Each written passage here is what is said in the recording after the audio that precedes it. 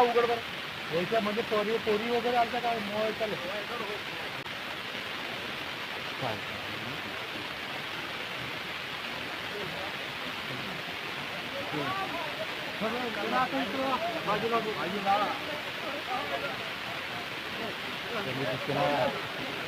हा व्हिडिओ पाठवतो आणि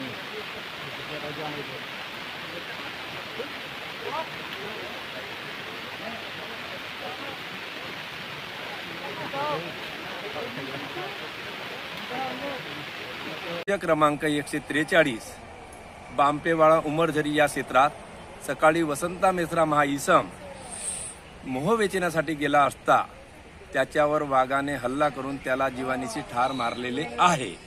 करिता त्यांना 4 मुली आणि 1 पत्नी आहे आणि तो अति गरीब आहे आणि तो वाघाने खाल्ल्यामुळे तो ठार झालेला व्यक्ती आहे.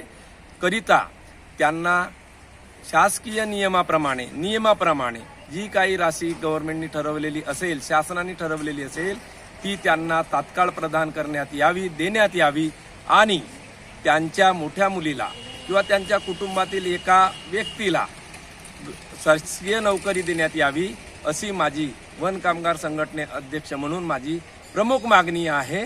आणि असे हल्ले पुनश्च गावकऱ्यावर होऊ नये याच्याकरिता प्रशासनाने काळजी घ्यावी.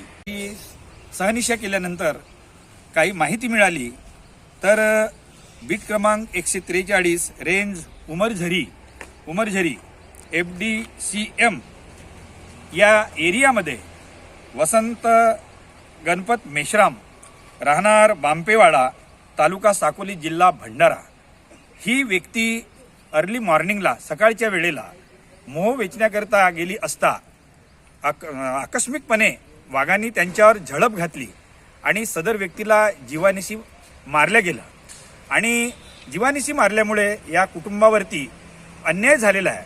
सदर व्यक्तीला त्याची पत्नी आणि 4 मुली आहेत आणि म्हणून शासनाच्या धोरणाप्रमाणे जर प्राण्यांनी जर एखाद्या व्यक्तीवर हल्ला केला असेल आणि शासन त्यांना जे काही मानधन म्हणा किंवा काही राशी देतो ती राशी शासनाने त्या व्यक्तीला त्या परिवाराला तात्काळ देण्यात यावी. एवढंच नव्हे तर त्या कुटुंबातील त्यांच्या एका मुलीला शासकीय सेवेमध्ये समाविष्ट करण्यात यावे.